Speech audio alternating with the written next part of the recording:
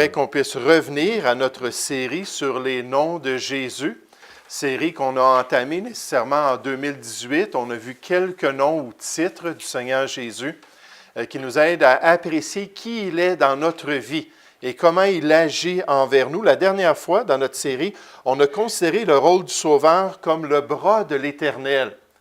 Une expression qui est citée dans l'Ancien Testament, le bras de l'Éternel, où on pourrait dire sa force active dans l'Ancienne Alliance. Le fait que le Seigneur Jésus était actif parmi les Juifs dans l'Ancienne Alliance, vous vous rappelez que pour les Juifs, l'idée du bras, à part le bras physique, c'était vraiment symboliquement l'idée de la force ou l'idée de la puissance d'un individu, de nation, du Seigneur. Puis on voit comment le Seigneur a eu cette aide-là en parlant du Messie. On décrit celui qui a cherché à rassembler le peuple de Dieu dans les voies du Seigneur. On nous dit, comme une poule rassemble ses poussins sous ses ailes en pleurant, Jésus a parlé à Israël puis a dit, c'est ainsi que j'ai voulu vous traiter. J'ai voulu vous amener sous mes ailes de protection. J'ai voulu vous amener sous mes ailes de direction. J'ai voulu vous guider dans les voies de Dieu puissamment pour vous garder dans le Seigneur et accomplir sa volonté. Puis c'est une belle vérité, puis une belle réalité quand on se tourne dans la Nouvelle Alliance, parce que là, on parle de celui qui a reçu tout pouvoir ou toute autorité dans le ciel et sur la terre, celui qui est puissant pour le chrétien, celui qui est puissant pour son Église, le bras de l'Éternel à nouveau fort et puissant dans notre vie, pour nous soutenir et nous encourager dans ses voies. Ce matin, j'aimerais qu'on puisse considérer Jésus comme l'auteur. Jésus comme l'auteur pour le chrétien. Puis là, peut-être vous pensez à un auteur, un compositeur, quelqu'un qui va écrire un poème, quelqu'un qui va écrire une narration quelconque, un chant. Mais j'aimerais vous expliquer qu'est-ce que la Bible nous dit concernant Jésus dans ce rôle-là d'auteur pour le chrétien. Qu'est-ce que ça suggère et qu'est-ce que ça signifie pour l'enfant de Dieu dans notre relation avec lui. Cette expression-là vient du nom grec « archégos », qui signifie le chef, le prince ou l'auteur d'une œuvre quelconque. Puis là, on présente Jésus comme notre auteur dans la Nouvelle Alliance. Vous dites, je ne comprends pas. Je vais essayer de vous aider à comprendre. En fait, cette expression-là, qui paraît dans le Nouveau Testament, a trois sens en général. Donc, c'est un terme qui est générique. Générique, ça veut dire que ça a plus qu'une signification. Et beaucoup des mots dans le Nouveau Testament sont comme ça. Maintenant, en anglais, on voit les trois termes. Les trois significations du terme plutôt. Soit un fondateur de quelque chose, soit un auteur, ou on pourrait dire un originateur, celui qui est à l'origine, ça n'existe pas en français. Ah, la langue française. Des fois, là, je suis déçu. Dès que c'est un petit peu plus technique, je parlais avec Chani au niveau de la chiropratique, puis la plupart des manuels étaient en anglais, ou plusieurs, disons, des manuels étaient en anglais, parce qu'en français, ils n'ont pas encore tous ces termes-là qui sont plus techniques. Mais donc, l'originateur, celui qui est à l'origine, le fondateur, ou celui qui est le chef envers une œuvre. C'est-à-dire qu'il va nous instruire à faire quelque chose, puis il va dire « Suivez-moi » alors que moi, je l'ai pratiqué, alors que moi, je suis votre exemple. Puis dans la parole de Dieu, on voit que Jésus est l'auteur dans ces deux sens-là. Il est l'auteur parce que c'est lui qui est la source, c'est lui qui va produire des choses. La Bible nous dit que Dieu produit en nous le vouloir et le faire. Mais en même temps, il est un exemple pour nous. Puis il nous dit, moi-même, j'ai fait ces choses-là. Vous vous rappelez dans Jean chapitre 13, lorsqu'il a dit, aimez-vous les uns les autres comme je vous ai aimé. Donc, c'est lui qui veut produire cet amour-là en nous par son esprit, mais il nous dit, suivez mon exemple. Marchez comme moi, j'ai marché. Puis donc, Jésus est l'auteur à cet égard-là pour le chrétien.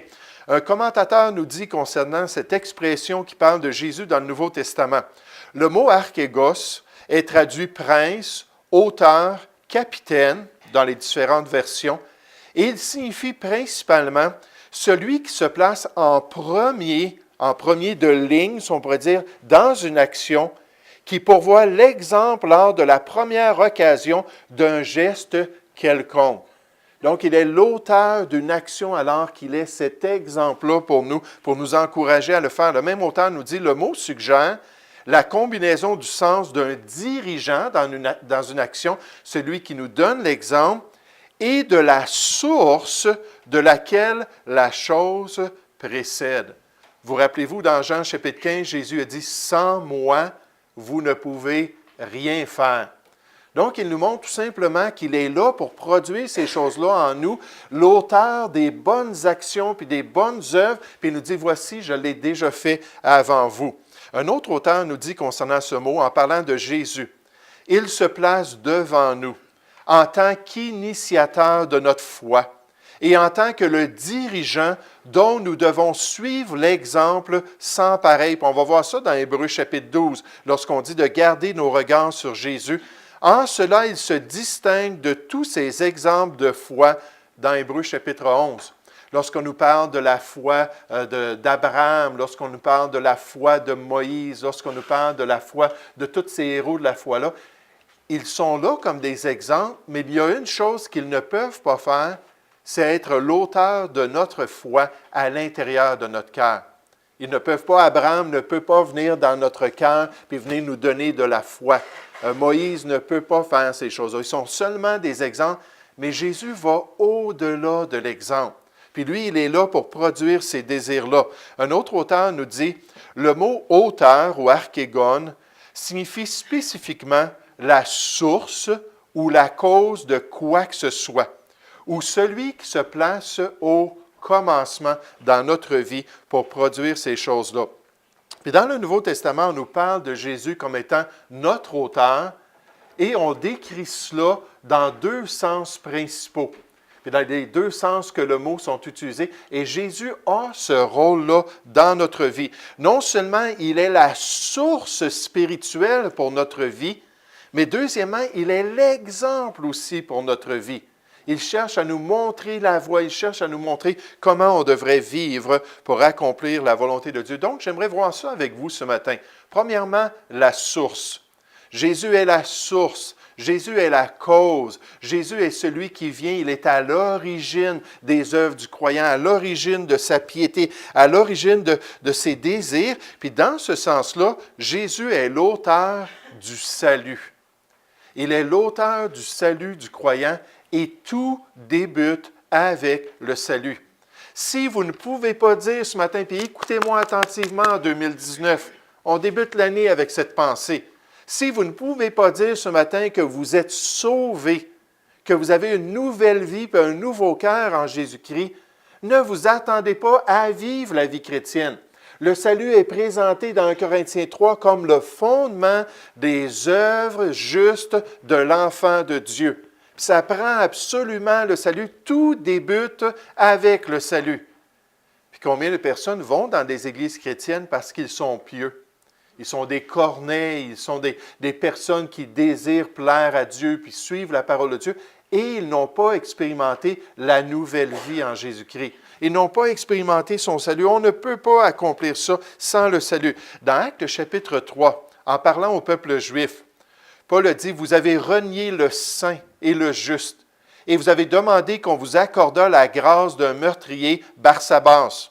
Vous avez fait mourir le prince de la vie. » C'est le mot archégos ici, l'auteur, celui qui donne la vie, celui qui est à l'origine de la vie éternelle, celui qui est à l'origine de cette nouveauté-là dans l'expérience du croyant. C'est lui que vous avez fait mourir, que Dieu a ressuscité des morts. Nous en sommes témoins. Puis à cet égard-là, la vie chrétienne dépend de cette relation-là avec Jésus-Christ. Dans 1 Corinthiens chapitre 15 au verset 10, Paul, après des années de service pour Dieu, a dit, « Vous savez, j'ai fait plus que tous les autres apôtres. » C'est très rare que Paul se comparait aux autres.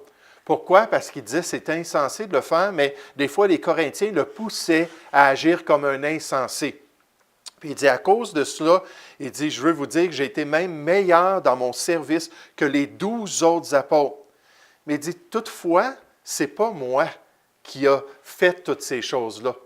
C'est Jésus-Christ, par sa grâce, qui a agi à travers moi. C'est pour ça qu'il pouvait dire dans Philippiens 4,13, « Je puis tout par celui qui me fortifie. » Est-ce qu'on a la présence de Jésus dans notre vie? Est-ce qu'on a cette transformation-là? Jésus est nécessairement la cause de la vie du croyant. Il est la source de son expérience spirituelle. Dans Jean 10, au verset 27, il a dit, « Mes brebis entendent ma voix. Je les connais et elles me suivent. » Comment peuvent-elles me suivre? Il dit, « Je leur donne la vie. » Cette vie-là dure toujours. Je leur donne la vie éternelle. Et elles ne périront jamais, et personne ne les ravira de ma main. Et à cet égard-là, Jésus est la source. Il est l'auteur de notre marche, il est l'auteur de notre expérience. Comme le Père ressuscite les morts et donne la vie, on avait besoin d'une résurrection spirituelle. On était morts dans nos péchés, nos offenses. Ainsi, le Fils donne la vie à qui il veut. Est-ce qu'on a reçu cette vie-là? Est-ce qu'on est devenu des nouvelles créatures en Jésus-Christ? Le Seigneur Jésus est l'auteur de notre salut.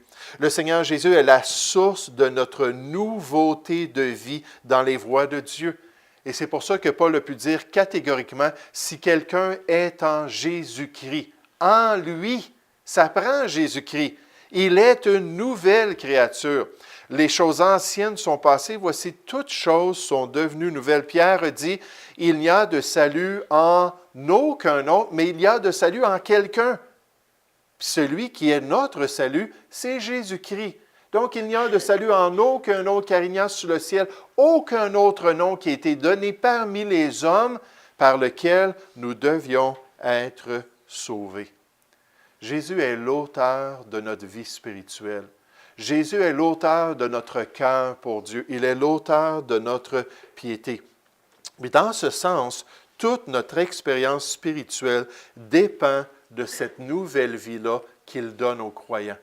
Si à la fin de notre vie, on peut dire, oui, j'ai accompli les bonnes œuvres que Dieu a préparées d'avance pour moi, oui, j'ai été fidèle au Seigneur, c'est seulement à cause qu'on était en relation avec Jésus-Christ. Puis en fait, ce n'est pas juste le salut, c'est aussi quotidiennement de le connaître. La Bible nous dit dans Jean chapitre 15 que Jésus est la vigne, il est le tronc, puis nous, on est les sarments, les branches, puis il faut demeurer en lui.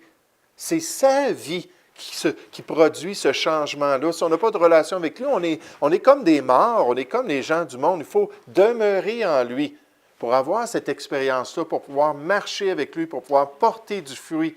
C'est sa sève spirituelle qui produit ça en nous. C'est le choix qu'on doit faire en 2019 pour pouvoir avoir ces beaux effets-là dans notre vie, cette nouveauté de vie. Dans Hébreux 2, au verset 10, on nous dit « Il convenait en effet que celui pour qui et par qui sont toutes choses, et qui voulait conduire à la gloire beaucoup de fils, les enfants de Dieu, est élevé à la perfection par les souffrances, le prince ou l'auteur de leur salut. » Tout dépend de Jésus-Christ. Tout débute avec Jésus-Christ. On nous dit, après avoir été élevé à la perfection par les souffrances, il est devenu pour tous ceux qui lui obéissent l'auteur d'un salut, encore une fois, éternel.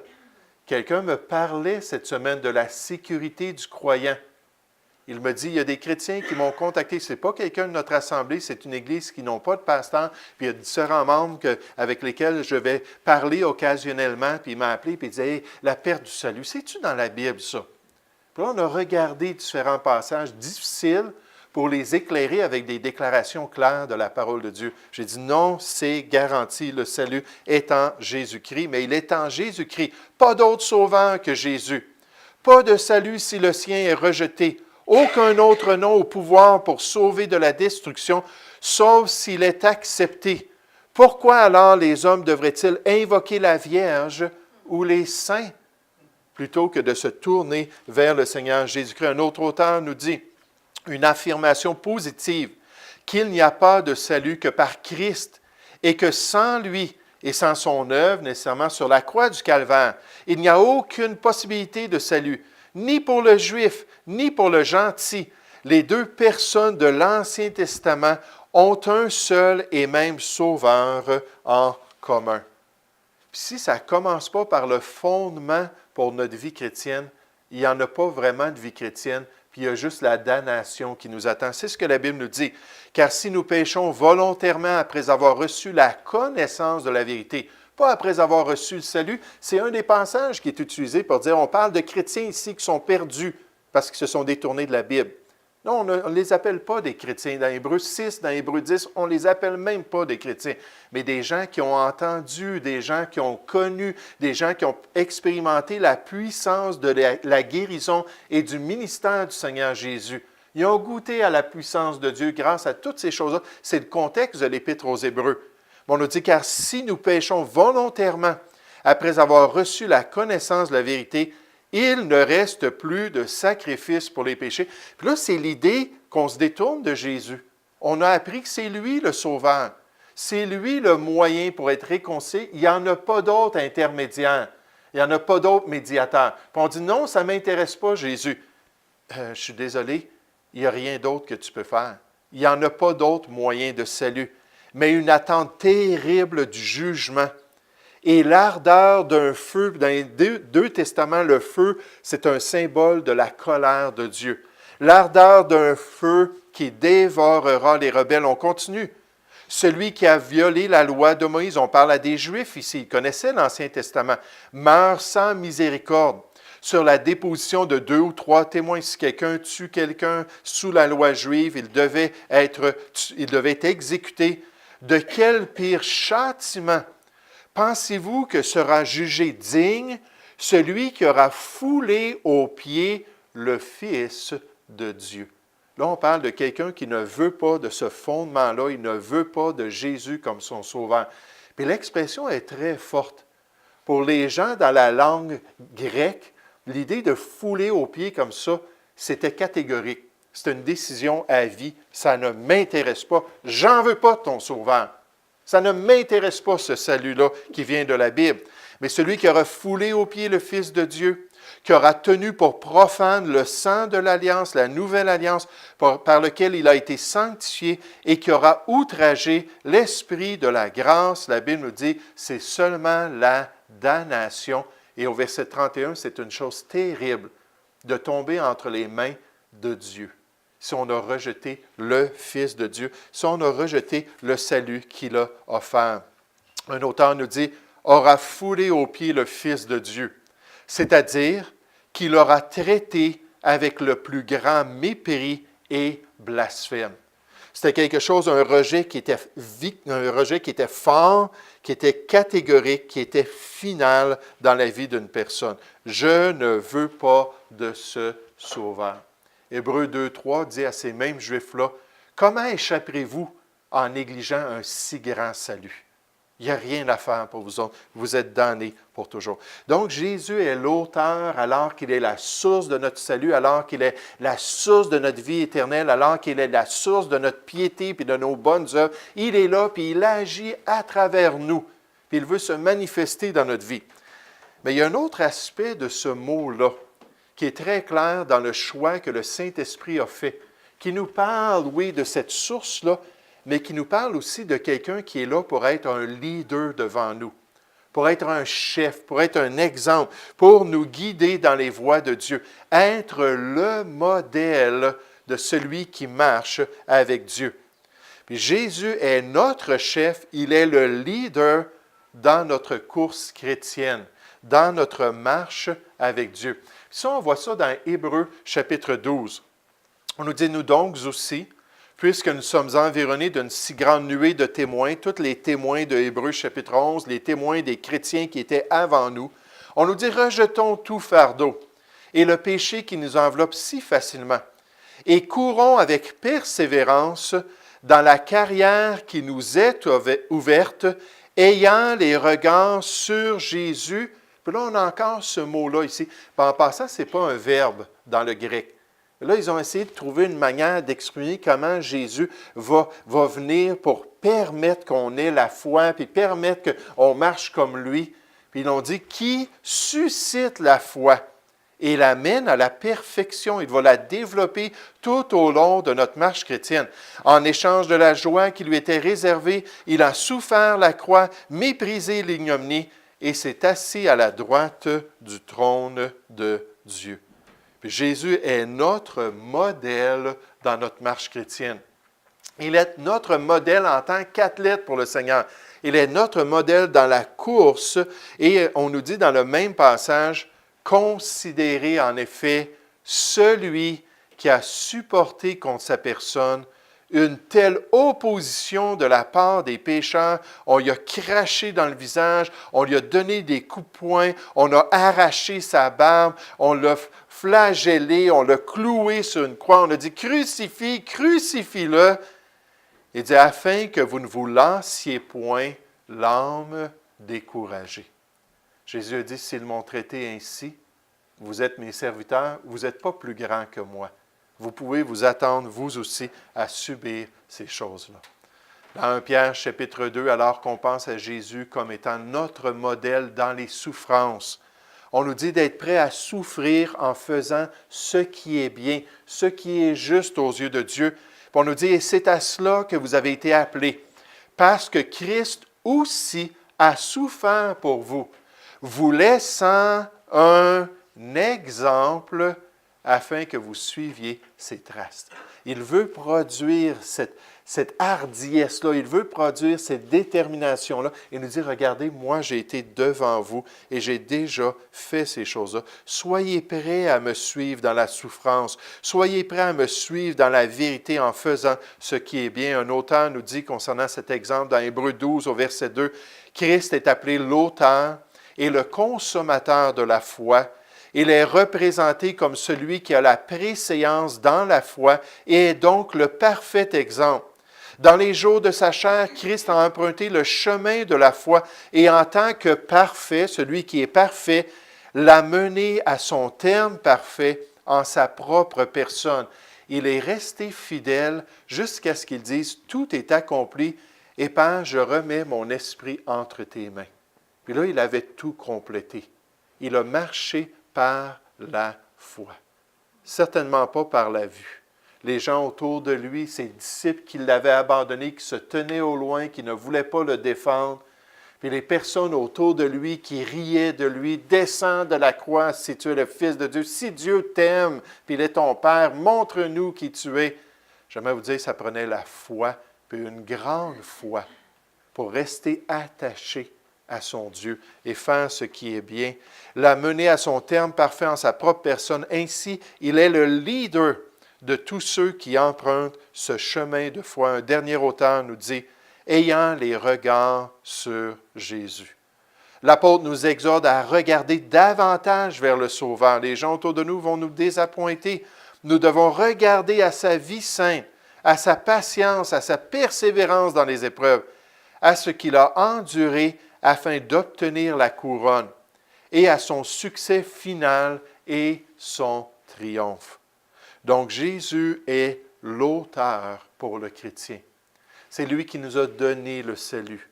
C'est lui qui nous a pourvu la nouvelle vie. C'est lui qui est là quotidiennement, son demeure en lui, qui nous donne la sève spirituelle pour aller de l'avant, pour continuer dans les voies de Dieu. Et c'est lui qui est le chef. Non seulement il est notre source spirituelle, mais il est notre exemple dans les voies de Dieu et nous appelle à le regarder, à s'attacher à lui, à considérer qu'il a toujours fait ce qui est bien.